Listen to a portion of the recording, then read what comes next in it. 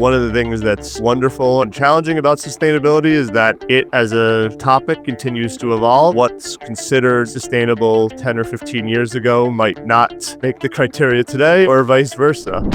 I like to equate it as difference between trying to turn a rowboat versus a tanker ship. At AXA, we're a global asset manager. We're going to have a wide scale of the different investments that we're going to be looking to make. But the scale of the impact that we can have is obviously going to be just magnitudes greater given the capital we manage. The green bond space used to be the Wild West of issuance, or anyone could claim to be a green bond. There wasn't really anyone out there to say, no, it's not. ESG is data at the end of the day. More information is always better than less information when making an investment. If that information is material, if that information should and likely will impact the long-term performance of a company, that's information investors should know and should take into consideration when they're making an investment. Over 83% of you that listen to or watch this show regularly haven't yet subscribed to this show. So could I ask you for a favor before we start today? If you like the show and if you like what we do here and you want to support us, the free and simple way that you can do just that is by hitting the subscribe button or following us on your podcast app. It helps this channel more than you know. Thank you and enjoy this episode. Jamie, let's start at the beginning. You grew up in Glen Cove, New York on Long Island. Tell me what it was like growing up there, who your parents were, and talk about any of these early experiences or influences and how, looking back, maybe they shaped your worldview and maybe shed some light on who you are today and why purpose and impact drive you today as an individual. As you said, grew up on Long Island, went to both Greenville and Friends Academy here on Long Island. Both my parents are lawyers by trade, although my mom was switched over and became a law professor. My dad was a corporate attorney. And so I was very into both sports and academics growing up. So was a very big tennis and hockey player, and actually finished my high school career at a boarding school in Texas playing tennis before going on to Northwestern on a tennis scholarship. And so that was one of the opportunities that tennis afforded to me, and was really a nice sort of catalyst to that level of education. When you were 10 years old, you beat an 8-year-old Maria Sharapova in tennis, and then you went on to become number one nationally ranked junior in your age group, and she went on to become number one. If you're watching this today, you can see that we did not pull you off the tennis courts, and you obviously went on to do something different than tennis. I was fortunate enough to go down to what was then Bolletari's Academy, which is now IMG, down in Florida. I was a young boy and one of the youngest kids in the academy at the time. And Nick had just brought over this young girl from Russia with her family, and he had the two youngest kids in the academy go and play each other because we were the ones who were the closest in size and age. So being 10 years old, it felt almost crazy that I'd be playing this little girl. She was very talented. I was a couple of years older, a little bit bigger, and I was able to beat her. A few years later, she broke out into the professional tennis scene, and it was like, that's that little girl that I played all those years ago. And obviously when she went on to have an amazing career. Playing B doesn't even register on her radar, but as you said, I went on to do very well nationally in the U.S. and had the scholarship to Northwestern, but didn't have the ultimate sort of ability to reach a global stage like she did. At the time, she was no different than you, another kid at tennis camp. A tremendous player for 8, but still an 8-year-old girl. Very different than what she became the world number one. Has she ever called for a rematch? Not that I'm aware of, but if she does find this, I'm happy to go on the court with her one more time. Tell her to bring it on. You went off to Northwestern University to play tennis for the university, right? And that must have been around 2004.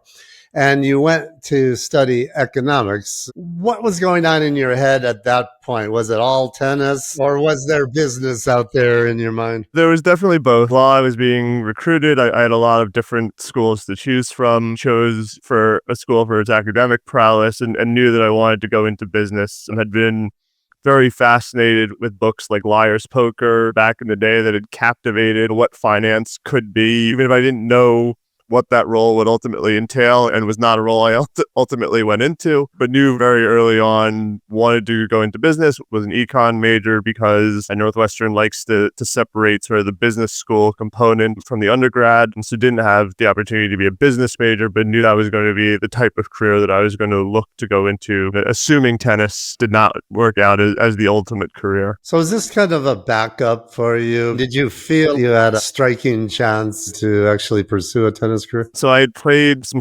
low-level professional tournaments at the end of my high school career and early into my college career, and saw the number of players who were really looking to pursue that. The sad fact, I think, about tennis is it's a very difficult sport to actually make a career living in. So really only about the top 100 or so in the world are financially successful. And even that becomes a very sort of steep curve trending towards the top. You're trying to make it a little bit more equitable. But if you're 400 or 500 in the world, you're a phenomenal tennis player who's losing money every year that you're playing tennis as a professional. It's probably unlikely, even though I could have gotten to 400, could I have gotten to 1,000, maybe 800, maybe. As I got further and further along, it became more clear that it was going to be highly unlikely that I would be in that top 100. Ultimately, there needed to be a different career path for me. While you were studying economics at Northwestern, were there professors or experiences that made you think differently about how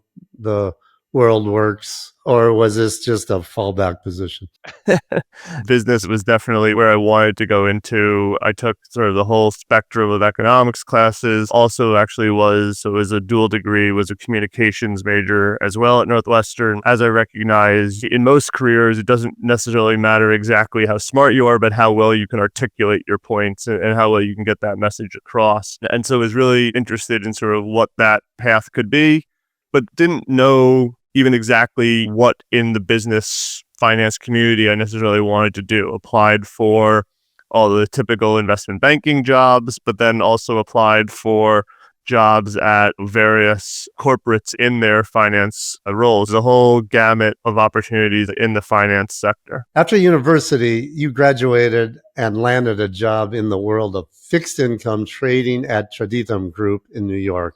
How did that come about, and what were you doing there? Traditum was a prop trading firm based out of Chicago. So I started actually working in their Chicago office. What I did there was trading U.S. Treasuries and trading interest rate curve. What we were doing was spread trading effect primarily, and so looking to capitalize on mispricings in the Treasury market of various sort of opportunities, and did that for about a decade. And then part of that was actually moving to the New York office and helping grow our fixed income division of our New York office. As the firm had expanded, we had a commodities team here in New York, but we were primarily a fixed income expertise shop. And so they wanted to help grow that fixed income business. And then being from New York, I think there was a very natural inclination on my part to want to move back to the tri-state area. And they had enough trust in me to help come back and help grow that fixed income business here. Well, what attracted you from economics into fixed income? What really attracted me initially was the trading element. And so having a sports background, I think there was a very natural sort of transition into the trading world overall, where you have that same scorecard at the end of the day. You get to know exactly how you did compared to others. At the end of the day, you get to say, I was X amount smarter or X amount dumber than the rest of the community today. And here's a bright red number that will tell you exactly what that looks like at the end of the day. You don't need to wait for the annual performance review. Huh? Exactly. There was very much that attraction with trading in general. There was no monotony in the role. I, fortunate or unfortunate, started my career going into the global financial crisis. It was one of the first days, maybe the first week that I was at Traditum, the Bear Stearns hedge funds imploded. I was talking to some of the senior traders at the time and was seeing moves in the Treasury market that had been there 15, 20 years. And they go, we've never seen a move like this. So that was really what I think attracted me to trading in general, because it was something where you were constantly seeing new information, constantly digesting global events, because of the Treasury markets impacted by everything from oil prices, gold prices, interest rates globally, everything and anything that might impact the world's opinion on the credit worthiness of the U.S. government. That's an extraordinary moment to be entering and sitting in Wall Street there. You stayed there until December 2017. That's nearly a decade. That, as you said, was an amazing period for you to enter into right during the great financial recession.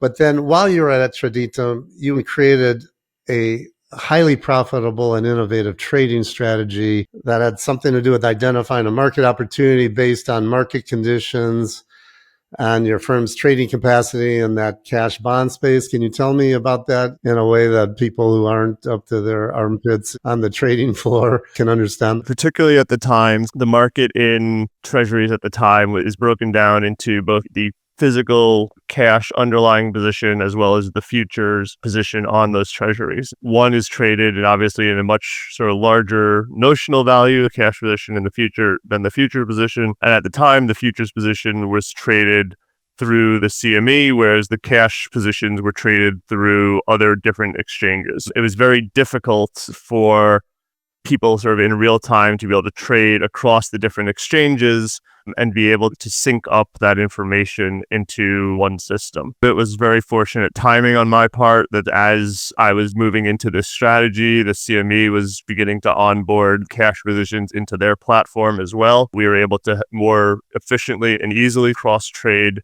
the different platforms. Within our group, there were not a whole lot of people who were interested in trading the underlying cash position. They were primarily trading the futures positions. Me seeing that opportunity, to move into a new space, but then also just that it was another product that would give us information on what was happening in the treasury market. I began dabbling and trading into the cash space just little by little, and over time taught others how to see the different opportunities in the market there, as well as be able just to understand the cash market and the cash trading platform a little bit better, because that was something that really just wasn't being utilized that much at the firm. Now, somewhere along the line, Jamie, you started to do some consulting work on the side for social enterprises. Things like consulting for a marine mammal rescue center, and an eye care company in Australia, and a company working on digital identity for refugees. Tell me what was going on inside of you at that point, and what was the trigger moment that made you realize that traditional finance wasn't really fulfilling you, wasn't going to be the end game for you? I think it was a little bit of luck, and I think a little bit of timing as well, where a family friend reached out and they run a social enterprise down in South Florida where they're responsible, one of a few different organizations that they're responsible for all the marine mammals on a particular section of coast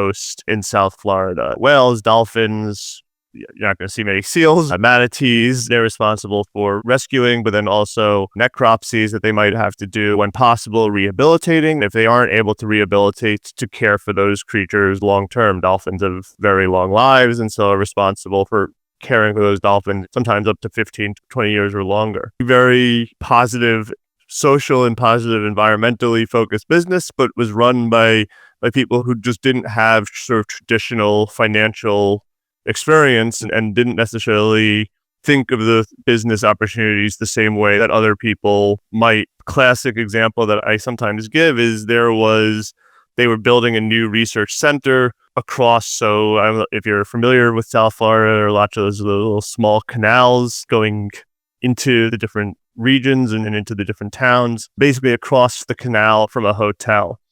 And they were concerned that all the construction and everything was going to disrupt the hotel. And they were saying, we feel bad that we're creating sort of this noise disturbance at the hotel. My view was, you're putting SeaWorld into that hotel's backyard.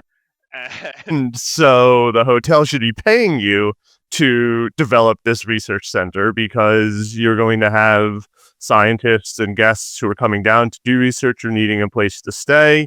You're going to have a whole sort of funneling of guests towards that center who are going to come, who want to participate. But then also you're going to be able to literally have the dolphins in their sort of enclosure areas right next to the hotel. So if a guest wants to wander out to the edge of the property, they're effectively guaranteed to see dolphins on a daily basis, which is a pretty magical occurrence. Just that thought process, beginning way of thinking about sort of the business side of these social enterprises that for them was a real eye-opening view, and for me really helped enlighten this disconnect that there are these people who have this great mission and have this great goal of improving society, but maybe don't necessarily have the business skills to be able to do that in the best way. This type of consulting work eventually led you to make a pretty significant decision. And that was to go back to school, but this time not to play tennis, but to get your MBA at NYU Stern and to specifically focus on sustainable business and corporate finance. Walk me through that emotional journey. You had a successful career in traditional finance. What made you take that risk to pivot towards sustainability at a time when it wasn't necessarily a mainstream path that it is today? One of the reasons that I ultimately chose NYU was they were one of the earliest adopters of this sustainable finance ecosystem. They had a Center for Sustainable Business run by a wonderful woman who was a mentor of mine, Tansi Whalen. There was only a handful of schools that were really focusing in on this at the time. And so when I was looking to make the decision to go back and get my MBA, NYU was on the short list. The rationale to go get the MBA, though, it was a little bit of a tougher question, because is it worth sort of going back and having 2 years where you're not working, you're not progressing sort of from a traditional career standpoint? And for me, it really became, I think, an opportunity, one, to sort of help reestablish some of the skills that I'd picked up during the consulting businesses that I was working on, but maybe get a little bit more formalization of those opportunities and skill sets. And really also just to show that this is a passion and not just fleeting interest, but something that I was really committed to for what will become the second career, as I like to put it. And what did Tansi Whalen teach you about sustainable investing that totally changed your perspective? Was there a light bulb moment for you? I don't know if there was a single light bulb moment. So she had previously ran the Rainforest Alliance. I was president of the Rainforest Alliance. I had just an absolute wealth of industry knowledge and then also connections. And so was able to bring in experts who were luminaires in their field of different enterprises, that whether they be social enterprises or traditional corporates that had embraced sustainability, I think, earlier on than maybe some others. One of the earliest things that I ever worked on with her was actually even before school started, was working on a project around board expertise. It highlighted that even at the highest levels of these companies, there was a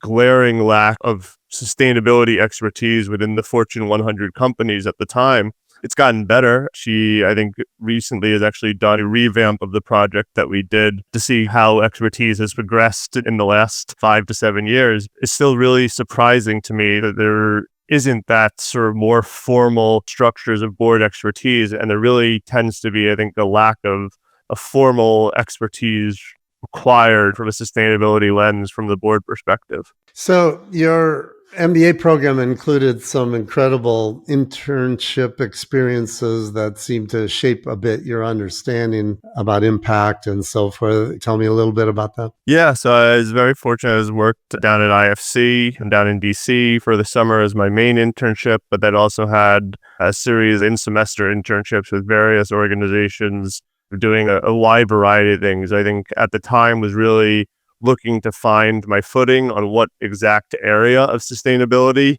that I wanted to sort of move into. We think of sustainability as a simple answer, but it's really something that can be both incredibly broad as well as incredibly niche and specific if it wants to be. So you can focus on one aspect of the E or S or G component, or you can try to embrace it all. And then also where it falls sort of on the spectrum of anywhere from traditional investing all the way to philanthropy. Basically everything in between could be classified in one way or another as sustainable investing. And so where on that spectrum I thought that I could have the biggest impact on the space as well. And as a trader, timing is everything. You got out of Northwestern as the great financial crisis was unfolding in 2008, and now you're getting out of Stern in May of 2020 or somewhere around then, just as the pandemic's cranking up. You landed at a place called Developing World Markets right at the start of the pandemic.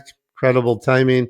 starting a new career in impact investing just as the world was shutting down. Tell me about that experience and how did that shape your understanding of things like resilience and uncertainty?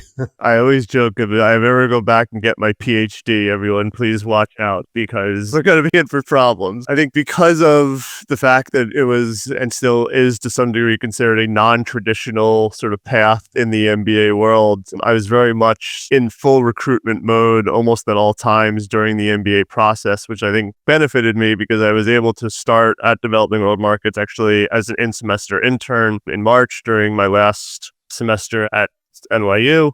As we graduated into the full-blown pandemic, there was an opportunity for me to stay on. I had a very sort of natural continuation. I'd already been working with them and fortunately sort of led to a great opportunity working with them. It was definitely, as you said, timing a little bit is everything because if it had been a month later, I'm not sure that first semester they would have necessarily been looking to hire remotely as they were. It was, I think, almost a little over a year till I actually met any of my colleagues in person for the first time. It was definitely a new experience, I think, for all involved. And I think a lot of people and a lot of organizations were trying to figure out how to move into this remote world at a time when really no one had experience doing that. What is Developing World Markets? And explain that and then what you were doing for them. They are a impact asset manager focusing primarily on financial inclusion and focusing on the developing world. The developing world can be everything from Africa, LATAM, Southeast Asia, and even parts of Europe,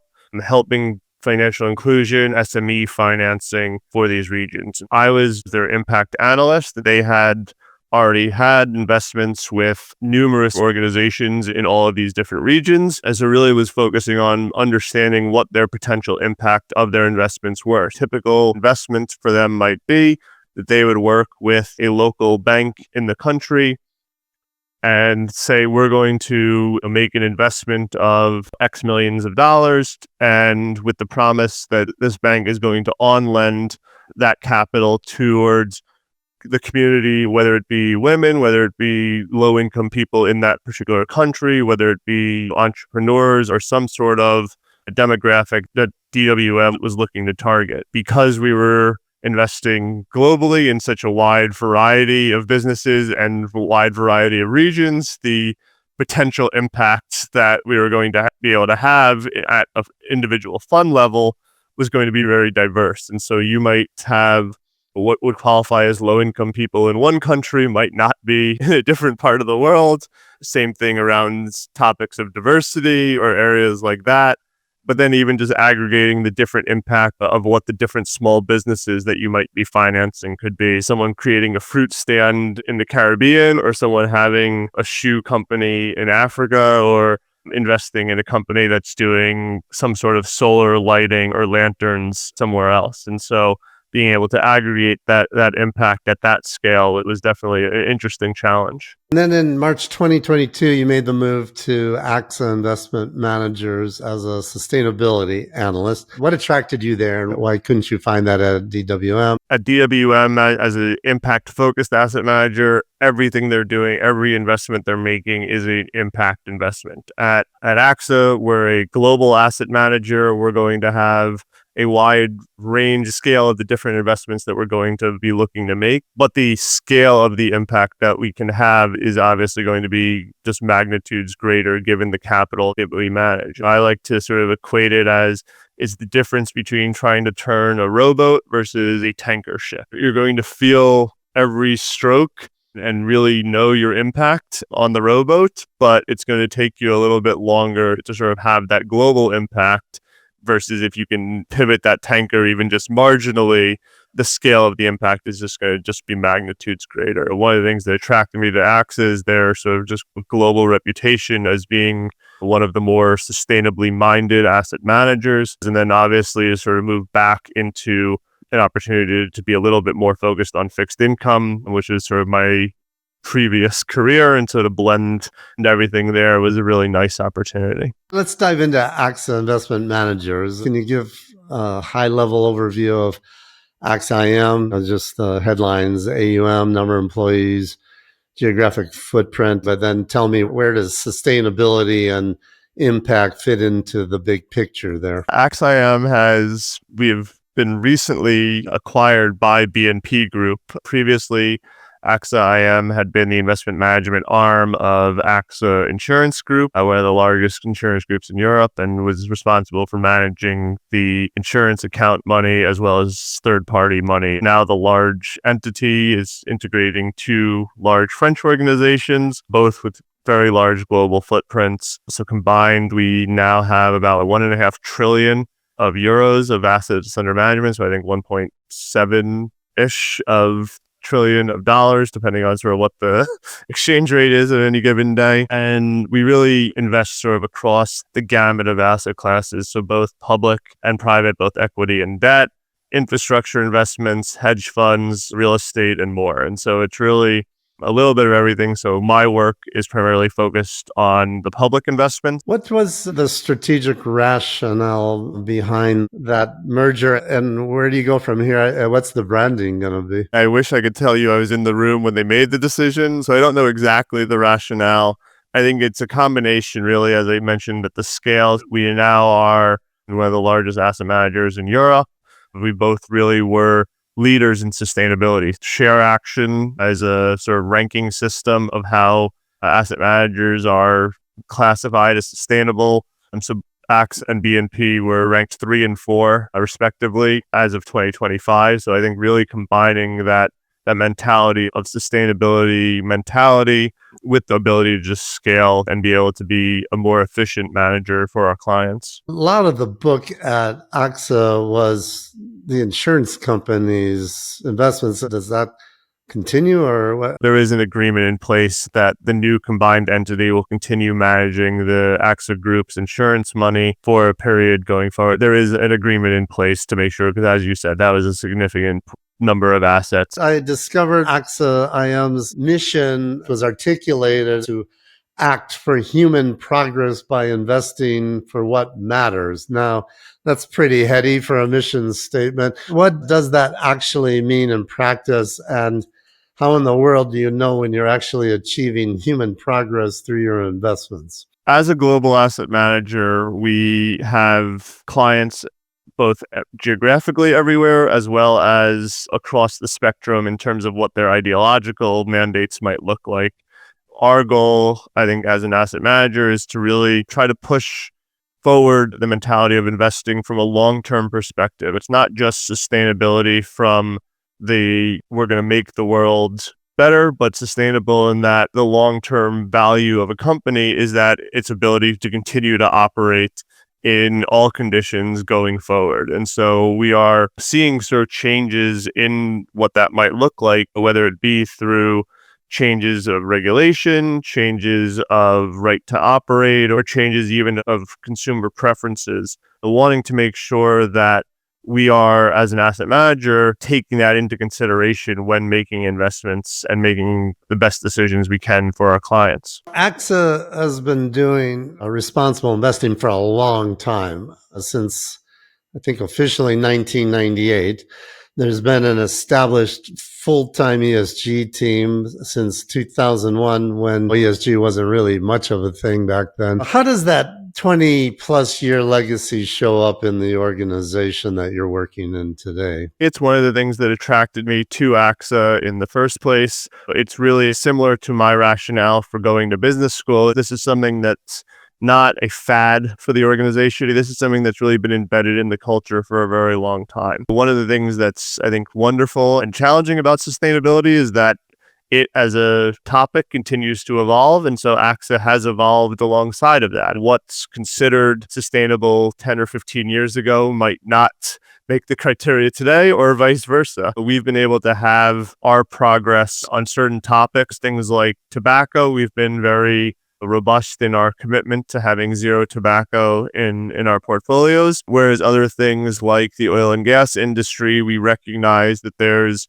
absolutely a need for them currently, but that they are having a change through their emissions on our climate and on society at large, and that we want to do our best to not be investing in those that are doing the most damage or have the potential worst impact on society, because we think that the opportunities there are going to diminish over time because eventually society will either restrict their rights to operate or potentially have fines or anything else associated with that. And that evolution will continue going forward as well. Walk me through AXA's approach to sustainability and impact investing.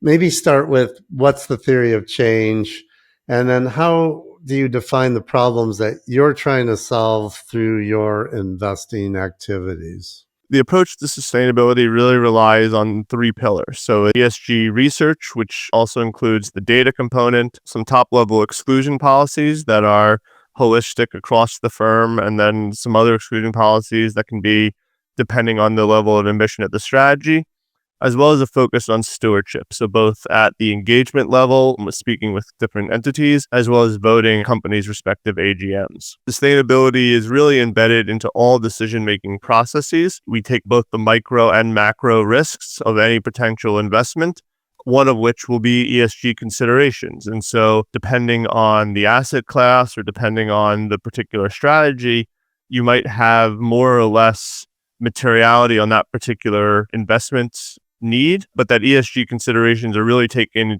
into account for every potential investment made at AXA. Remind me of the AUM. What is the percent that is considered under sustainability or impact investing? On the public investment side, for listed assets, so 90% of our AUM is classified either Article 8 or Article 9 under SFDR's classification, the European classification. So a very significant percentage of our AUM will be sustainable in some capacity, with some strategies really having a full sustainable objective of being within that Article 9 classification. How do you instill ESG and incorporate ESG into your public market investing while still generating returns that are in line with investor expectations? So that's kind of the $64 million question, especially as it relates to public markets, right?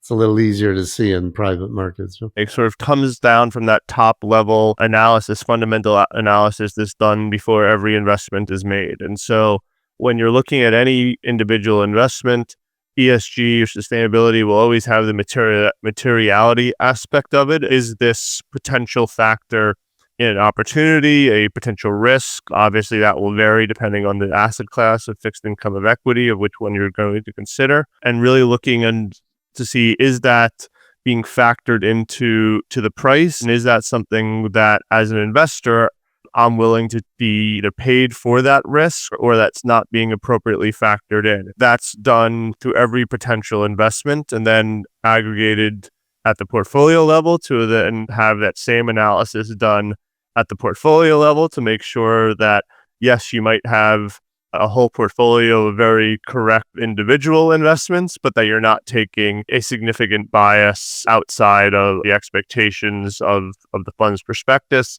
of wavering from either sector or duration or any other factor that you might be looking at when making the holistic investment choice. 90% of all your public assets under management being categorized as impact or sustainable is really high. That's not really comparable in Europe, is it? Is it that high? The two combined entities were two of the leaders. It's definitely something that we are proud of. It's definitely something where through what we are able to classify as Article 8 comes through the application of some of our high-level exclusion policies, as well as some KPIs, mainly upon it, in most cases, beating the underlying ESG score of the respective benchmark. Is that higher under the combined than as it was when you were AXA only? I believe it's slightly higher. I believe we were in either the high 70s or low 80s before, but to be honest, I'm not entirely sure on that number. You referred to what you called 3 pillars approach. I've understood that there's a 5-step ESG framework approach, which is avoid, identify, invest, impact, and influence. Is that something that is used? And if so, walk me through what those steps look like. I don't think it's used as explicitly as you laid out. It does, in effect, work out that way. The rationale behind most of our policies is that we are looking to exclude the companies that we deemed most likely to be material ESG risks, whether that be for a sector, whether that be for controversies, whether that be for the products or services that they operate in. That definitely is that avoid piece, pillar one, of looking to avoid the worst actors in the space. And then everything else goes through that sort of assessment lens. Do we have a viewpoint not only on how they've been historically, but what their future might look like? And so we have internally scoring system to have a ranking system on how companies or investments are going to potentially look like in a change to a net zero world on their decarbonization commitments or ambition. Now, that can be a very forward-looking approach, not just what they've been able to do historically, because in some cases, yes, they've done great and they have a history of decarbonization, whereas others might be making first steps towards that decarbonization commitment.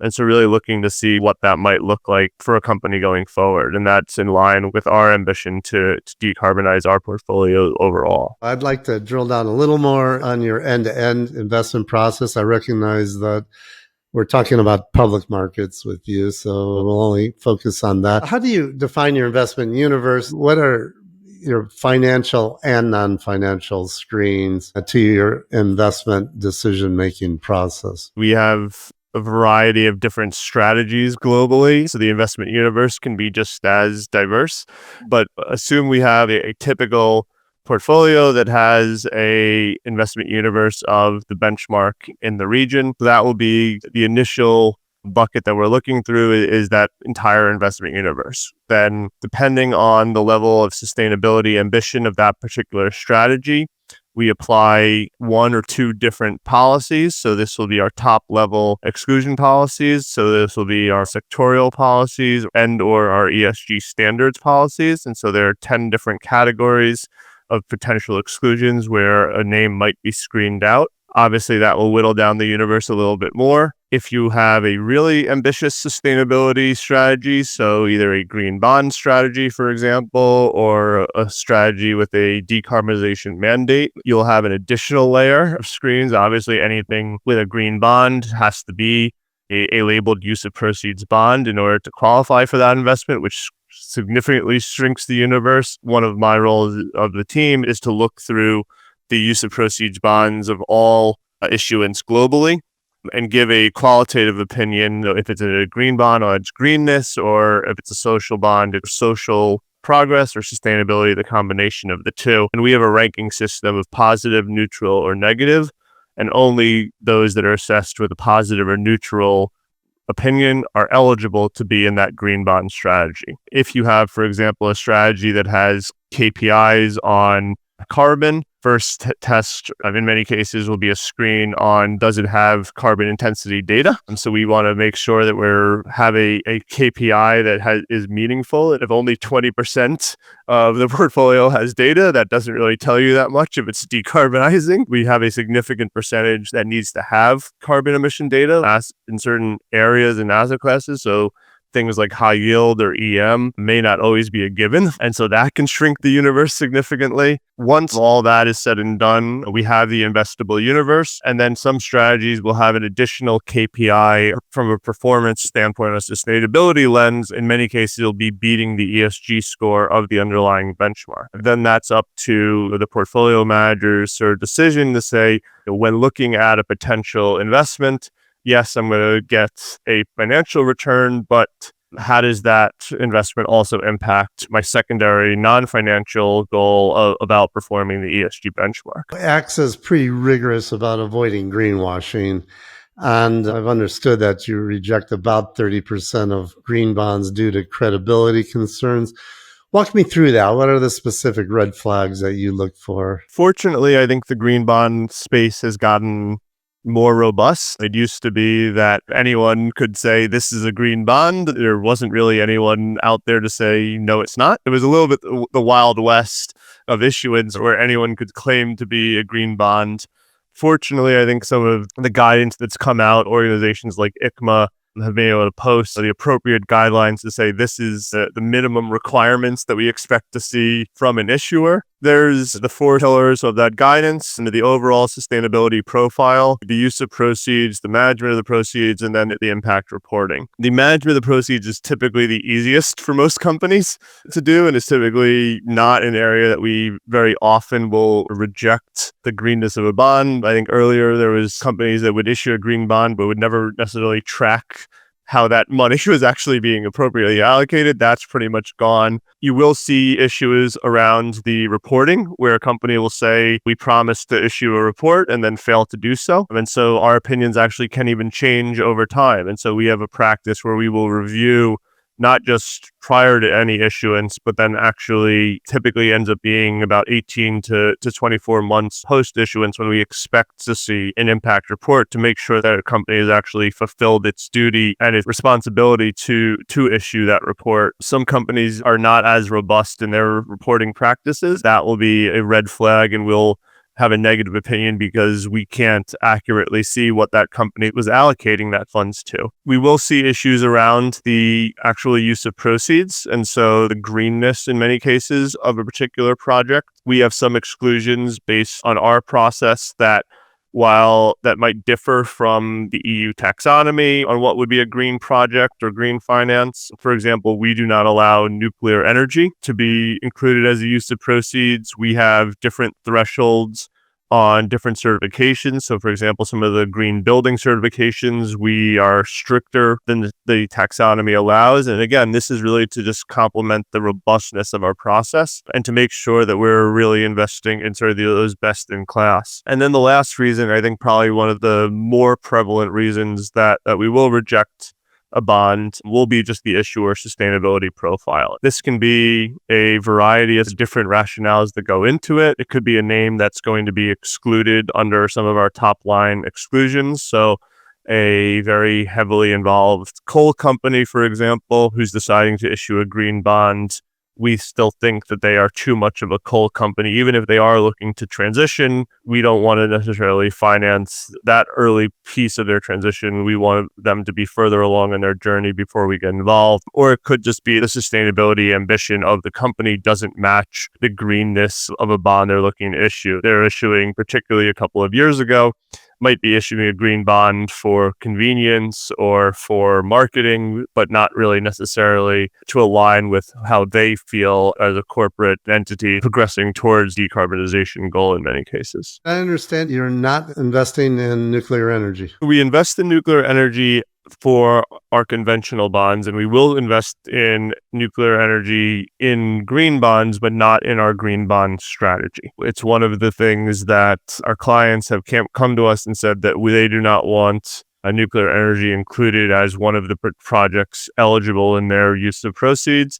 For our green bond strategies, we do not allow nuclear energy, but we will, of course, invest in conventional bonds of companies that do nuclear energy, and we can invest in the green bonds in those non-green bond strategies. For nuclear energy, they will just not receive the credit of the neutral or positive opinion on that green bond. So internally, it will be viewed as a conventional bond, even if it's labeled a green bond elsewhere. So your green bond funds officially do not invest in nuclear energy, but your non-green funds will buy green bonds. And then do those green bonds get picked up in your sustainable and impact asset AUM? We have 36 billion invested in green bonds total. Obviously, we don't have a $36 billion green bond strategy. It would be wonderful if we did. So actually, most of those use of proceed bonds do filter into different non-labeled strategies. Some have actual KPIs built in that they want to have some percentage of their strategy dedicated towards a use of proceeds bonds. Others just do it because they like the value of the bond and the greenness is an extra byproduct. And then we also have internal KPIs that different strategies can get benefits from. The more robust green or social bonds can be, there are certain strategies that will buy it because it helps their other KPIs by having the green bond versus the conventional bond from the same issuer.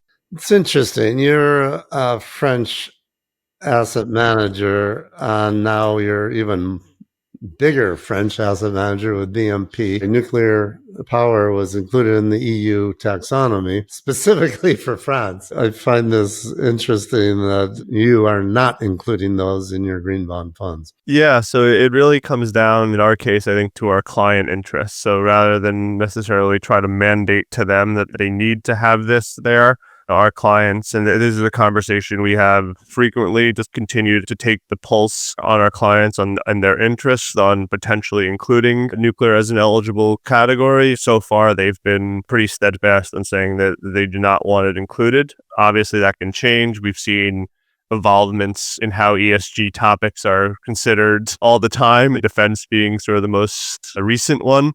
So it's definitely possible that eventually at some point the stance may change, but as of today, that's been the way our clients feel, and we want to make sure that we're respecting their wishes. What are the origins of the clients that are objecting? Are they European? Are they in the US? Most of our clients just globally are European. We do have both clients elsewhere, US, LATAM, Asia as well. But we do, as a European asset manager, skew more towards European clients in the most part. We haven't really heard a single answer that says this is the rationale, but I think various reasons that we've heard tend to be around both the safety of nuclear facilities in general, even though historically they have a very good track record, especially compared to other energy sources. But when it goes bad, it goes potentially very bad. And I think around the waste component of disposal of nuclear residues, and I think we're still in the earlier stages of understanding how to do that in an ecologically friendly manner and do it in a safe way to make sure that we're not contaminating well into the future. I find this an interesting subject because I've heard different views on this, but actually the Generation 4 is totally safe, including the waste disposal. But I barely finished high school physics, so I'm not the one to opine on this, but I would like to get someone authoritative on to discuss that more, because there's this big discussion between renewables, and there's people who say, well, nuclear needs to be discussed, but it doesn't really seem to be discussed with the same fervor. It's definitely something that I think will be critical. You're seeing in the US, a lot of the tech companies made fairly significant investments into nuclear, different abilities to provide energy for their data centers and AI systems. So it's definitely something that I think will be critical, or able to invest in it, just not able to put it into a particular strategy. That's something where it can be client preference, it could be their historical experience with nuclear energy, or it could be something that's even more esoteric to their individual mandates. I think it is being discussed more, but it's all because of AI. It's not at all because of sustainability and net zero. That's my impression. It's being discussed more now, but it's just because of the power arms race right now to power AI. Anyway, let's move on. You're not going to get to the bottom of that talking with me about it. After you've made your investments, how do you measure success post-investment? What are the metrics that you use or track the most? What are the KPIs that you track that most investors ignore? So the first part is much easier than the second part. The KPI that we end up tracking the most is looking at emissions. And that is a relative term. It certainly is not easy, but it's the easiest metric for, I think, many people to get comfortable with. It's something where more companies report on those data points than many other topics. So it's something from a data set standpoint, we're able to get the most robust data and take the least number of estimates on. Many companies are reporting that data, and it's something that we can get more comfortable with and still have a diverse portfolio, because you're still able to invest across sectors and different industries, but you're able to do it by focusing on the companies that are really trying to decarbonize their businesses the best relative to peers. So different strategies might have a goal of beating the benchmark just as an absolute number. Some will have a threshold that they want to be 20 or 30% below the benchmark and then go down from there. And then some will have year-over-year decarbonization targets where they're looking not necessarily as a sort of fixed step goal, but to have a trend line that's decarbonizing in line with what would be the Paris agreements in that 1.5-degree scenario. On things like our green bonds, we'll have the impact metrics that are published in those impact reports. That can be a variety of different topics depending on what the green bonds we're financing. Very often, again, it goes back to emissions, but it could be emissions avoided. So if you think about an auto sector is going to have very different impact metrics than a utility. Is going to have different impact metrics than buildings or REIT or anything like that. It's aggregating that information and then seeing how we're doing year over year and how we're progressing against the benchmark in many cases. You use proprietary tools for impact measurement. Without giving away any competitive secrets, what makes AXA's approach different than perhaps your peers? And what are you capturing that others might miss? If you think about even just basic data, the ESG score of a company, the large data providers have gotten more robust and they have a very large universe, but that does not capture the entire investment eligible universe. And so we have a proprietary system where we'll go and our analysts will give a qualitative opinion. So we use MSCI as the backbone of our ESG scoring system, and they will give a qualitative opinion that then gets converted into a quantitative score on that same 0 to 10 scale, something that can be equated to an MSCI equivalent score of a company. And so we are able to do, for all potential investments in the listed space, are able to actually give an ESG score for all investments. So that will be done, as I said, through the qualitative analysis and then converted. So even something as simple as that is really something that adds value because we can really have a true comparison against a benchmark and also make sure that we're not including companies that might be not scored but would fall afoul of one of our various policies. Can you walk me through a couple of case study examples in the public markets of investments that AXA has made that really you feel demonstrate your strategy? And what were the sustainability and impact outcomes of those investments? Without naming names, I think that there's many instances, particularly thinking about sort of asset classes like US high yield, where the universe covered by MSCI doesn't match what's in the benchmark of the high yield index. Looking through and being able to give qualitative opinion and identify the material ESG risks for any particular company. I think the benchmark is only about 70% scored by MSCI, whereas our portfolios at any given point, there might be some data latency of the information getting into our systems, but typically are 99 to 100% have opinions with an ESG score. And so our analysts are able to go in and really fill in that 30% difference compared to the benchmark. Similarly, we have our net zero framework where we give that color score. Traditionally, you'll see tools like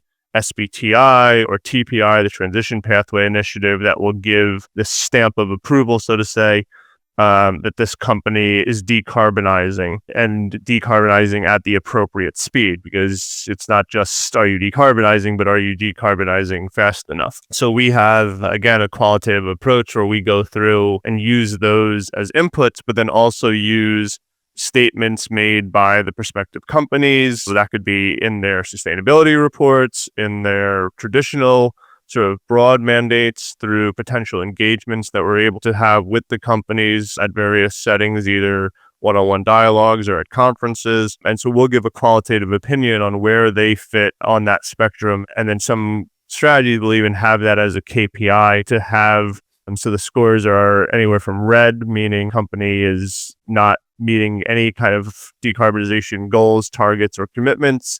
Orange, that it's progressing but isn't necessarily there yet, and then various shades of blue, dark blue being they've fully achieved net zero. Very few companies are there yet, and light blue is that they're aligning with that sustainability ambition but maybe necessarily haven't hit that commitment yet. We have a number of investments where we'll qualitatively review the company and say that it is aligning, either based on past historical data that they've been able to show their decarbonization efforts for being aligned with their sector speed, or their forward-looking commitments. AXA actively engages with portfolio companies rather than simply divesting from problematic investments. What does effective engagement look like? And how do you know when engagement is working versus when it's time to cut your losses and to exit? That's always a difficult question. So one of the policies that we had was a 3 strikes policy. This effectively gave us this timeline to know when to cut that decision process off, because you always have the potential to keep engaging indefinitely. Say, oh, well, if I talk at them long enough and have this dialogue long enough, maybe they will change their ways. And so our 3 strikes policy was that effectively, if we can't see tangible progress over 3 years of an engagement that is on our short list of those that we deem to be high risks, both from a portfolio stance as well as from whatever the engagement target might be, that will be our trigger to eventually lead to divestment or to not make future investments going forward. It's always difficult to gauge success of an engagement because it's hard to say, was it AXA doing it? Was it AXA in collaboration with the same messaging received from 6 or 7 other asset managers who all independently said the same thing? Was it something the company was already planning to do and we were able to just speak to them before they published it? It's always difficult to hang your hat and say, we caused this or we did that. So we tend to not think of success in that binary way, but it's really how a company is able to respond. In some cases, a company doesn't respond. That's a very obvious or a failed engagement. If they're responding, how they're responding, how articulate sort of they're being on a particular topic. Are they being very forthcoming and saying, yes, this is something that we are robustly focused on and we have these resources in place committed to doing this, and here's what's going to happen over the next 12 to 18 months, and here's what you should expect from us. That's something that we can view very positively, even if the outcome today, the company isn't going to change tomorrow because AXA says do something. It's something that's going to take time, that needs to make sense for their business strategy as well. So it's always a little bit of a gray area to see, is that our success or is that the success of the market overall?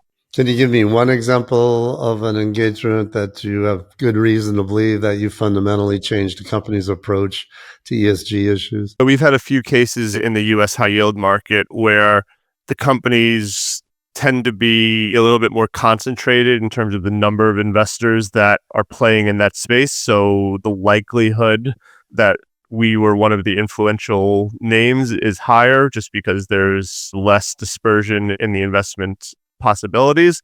And we were able to very strongly say, we would like you to publish a sustainability report, or we would like you to disclose a decarbonization goal. There have been examples where a company has anywhere from 6 to 12 months after we've asked them to make something like that has come out with either a published report or some sort of public statement that says is the ambition because it aligns with their strategy. Let's talk about risk. What are the key risks that your responsible investment strategies are exposed to versus, let's say, a traditional pure absolute return investor?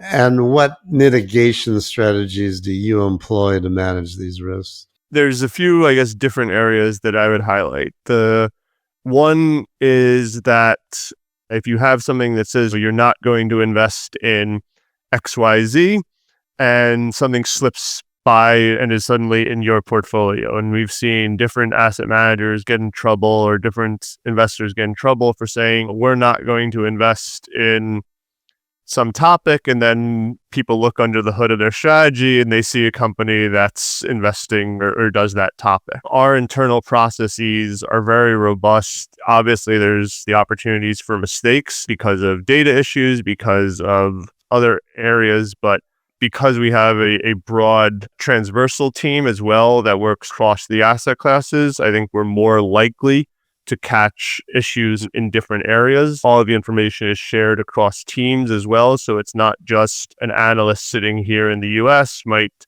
have expertise on a topic and say, yeah, the data company missed, this should be flagged.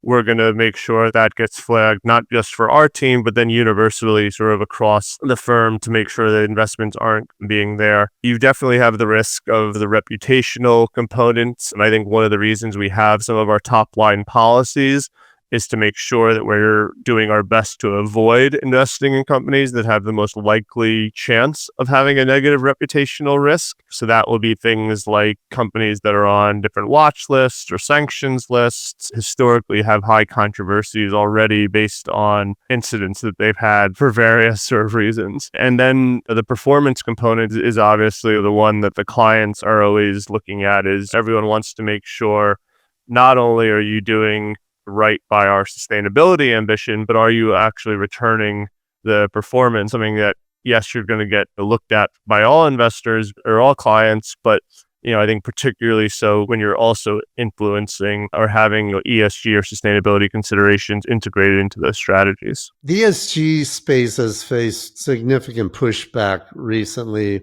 primarily in the US. Half of my audience is in Europe. We're always interested to try to understand it. You've been vocal about anti-ESG legislation. How do you advise your clients about something that you believe is fundamentally better way to invest and that actually reduces risk rather than increases risk? ESG is data at the end of the day, and more information is always better than less information when making an investment. It's not necessarily our job to say, don't give me this information, or to have a regulator come out and say, don't give them this information because they might do something with it. It's if that information is material, if that information should and likely will impact the long-term performance of a company, that's information that I think investors should know and should take into consideration when they're making an investment. It doesn't mean that every investor will view the data the same way. We see this in even traditional metrics. PE multiples are not viewed the same way by every investor. Some view them as an end-all be-all, that they're not going to invest in any company above this threshold, and some view it as that's a great momentum trending view, and we're going to use that as one direction. That element or anti-information doesn't really make sense to me. I think it's something where investors should and can use that information to make the decision that's best for their investment. Do you think this pushback will fundamentally change sustainable investing, or is this just noise that's going to pass? One of the things I think has been a challenge in the sustainable community has been the lack of that standard definition, where you don't have any sort of consistent objective of what an ESG strategy is. Even taking the SFDR labeling regime as an example, if you take just a single categorization of Article 8, there are countless approaches that different asset managers can take. And even within a single asset manager, you might have a pretty diverse level of sustainability ambition between different Article 8 strategies. And so what counts as sort of ESG has been an opportunity for confusion in society at large, and has really opened up the community to some of the criticism it's gotten. So I don't think we're going to shift away from sustainability. I think we will get better and more precise on what that means, and people will be more clear on exactly what they're talking about with sustainability and how they're thinking about different investment. It will have a fundamental shift on the sustainability community, but not in the way of this is going away or it's had its time and it's over now. We will just get better and stronger as a community because of this tightening around the fundamentals. That's kind of a dichotomy right now. I mean, in Europe, this is just part of where things are going for the most part. And in the US, going the other way. For someone like you, who's a French company with assets under management in both places, but heavily in Europe, somehow at least asset managers have to be able to operate in both worlds, and investors as well, if investors are going to try to invest globally. Looking ahead, what excites you most about where this field is going? What innovations or trends do you see that could fundamentally change how we direct capital towards solving the world's biggest problems? The two sort of elements that I see, data is just getting better continually. Even if we aren't getting maybe some of the regulatory disclosure that we were hoping to see in certain jurisdictions. Companies are still reporting this data because investors are still demanding this data. Companies are looking to their supply chains because they need to report this data holistically. And so you're seeing even companies who aren't necessarily getting investor pressure are getting pressure from some of their clients or prospective sort of opportunities there.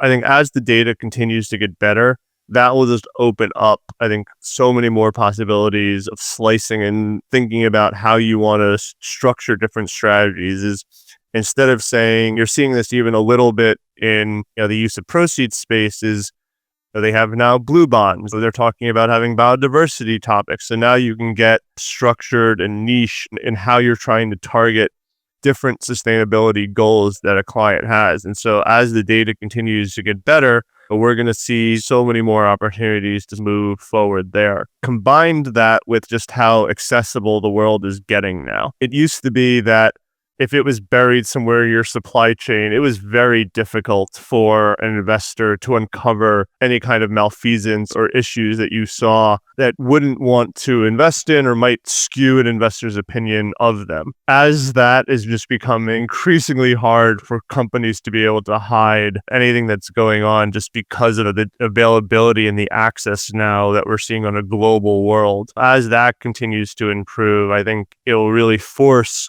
a lot of these companies to be a little bit more transparent about what's going on. Where do you think the biggest opportunities lie that most people aren't even paying attention to yet? It's always a little bit hard to sort of forecast what the next thing is because the world could shift very rapidly, as we saw post-Russia, Ukraine, for example, where the defense sector all of a sudden became an interesting topic for the sustainability community, which was on no one's radar. I think AI is going to be the biggest challenge for the sustainability community holistically. Already, we're seeing companies in the tech sector either slow down or adjust some of their decarbonization commitments based on the anticipated energy needs that they're going to have for their different opportunities. And how are we going to do this in a practical way so that we aren't stunting growth, we aren't stunting sort of opportunities, but we are doing it in a way that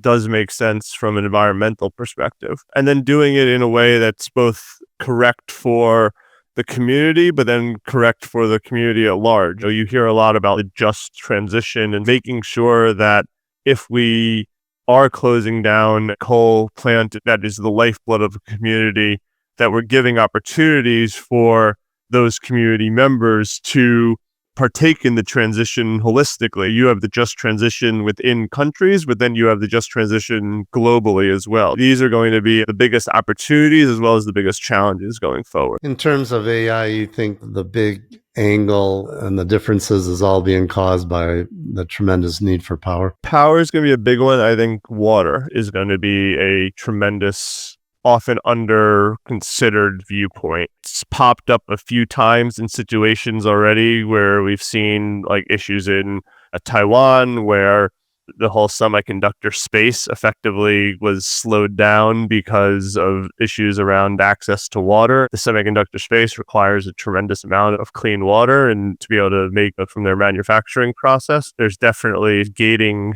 factor there as we think about freshwater, clean water perspective for the community, as well as the skills is really interesting. We've heard different people talk about the human component of building and having the expertise to build some of these might be the sort of gating factor if you don't have enough of the right people to actually fundamentally build some of these systems in the time that the companies are looking to build them in. Since we have limited resources, which is the problem you would tackle first, and what keeps you awake at night thinking about the future? The simplest one, again, is emissions, because I think it's one we're a little bit more familiar with as a community.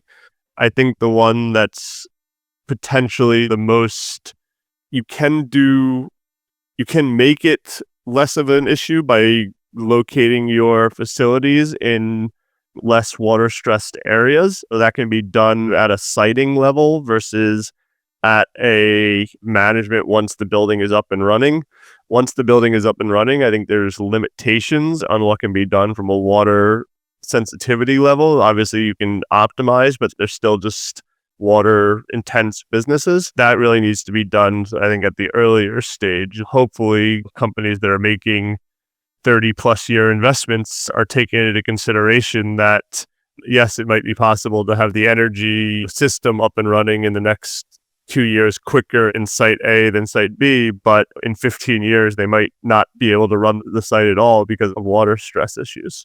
Jamie, I've got a few rapid fire questions for you before we wrap up here. Don't overthink these. Just give me whatever comes to your mind, or if nothing does, feel free to take a pass. That's okay too.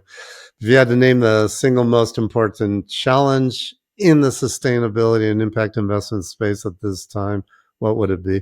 I'd say the definitions. If we can figure out truly and get everyone to agree on what different elements mean for the investment community, that will make much easier to have good conversations with clients, with regulators, with people who are opposed to sustainability, because you can talk about things in a coherent and consistent manner. And we need more acronyms.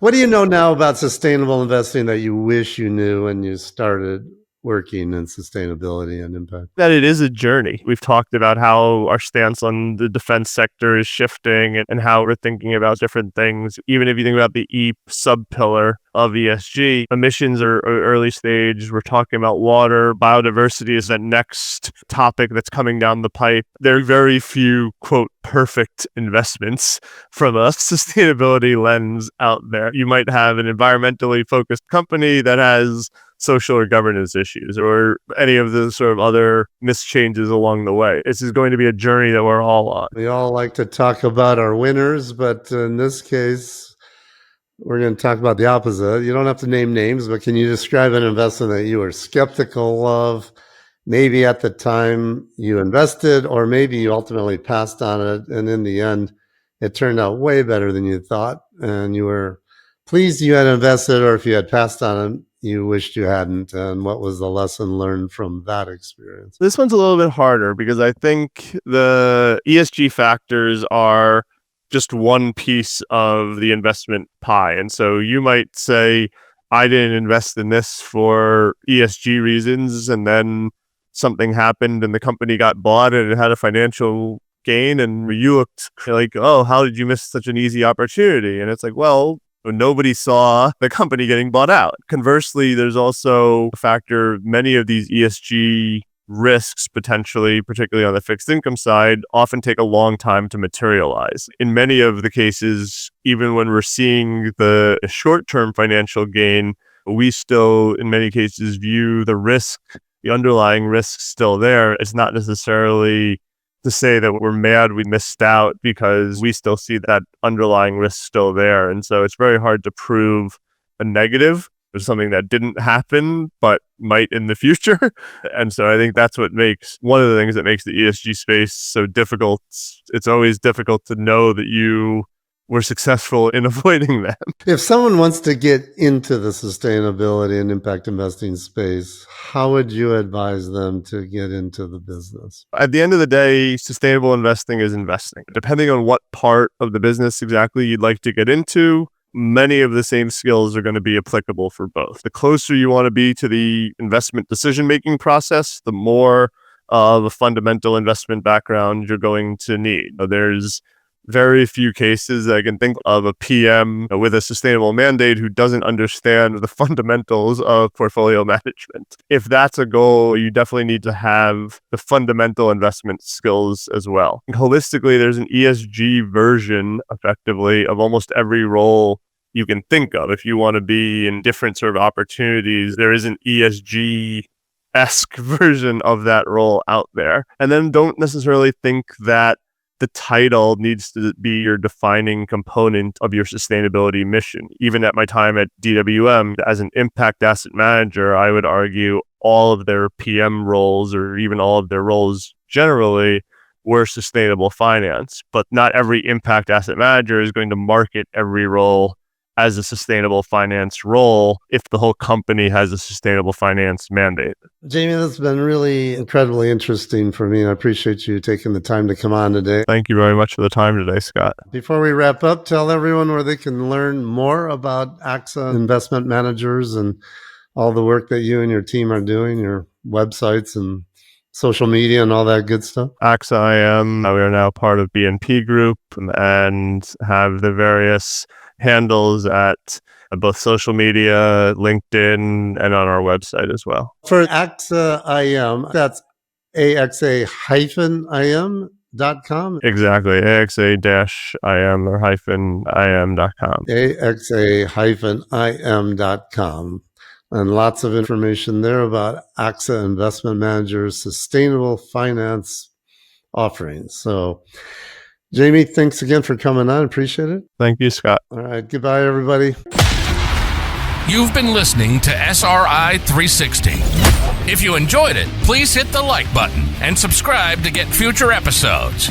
You can find an archive of all previous podcast interviews and more articles and information on SRI, ESG, impact investing, sustainable investing, and socially responsible investing at our website, sri360.com. If you'd like to read more lessons learned from world-class SRI investors, get a copy of Scott Arnell's book, Sustainable and Responsible Investing 360. It's a must-read for anyone wanting to know more about investing for positive social, environmental, and ethical impact, all with market financial returns. These are the stories and tactics of those leading the way as sustainable and responsible investing goes mainstream. Sustainable and Responsible Investing 360 is now available in hardcover, ebook, and audiobook format wherever books are sold.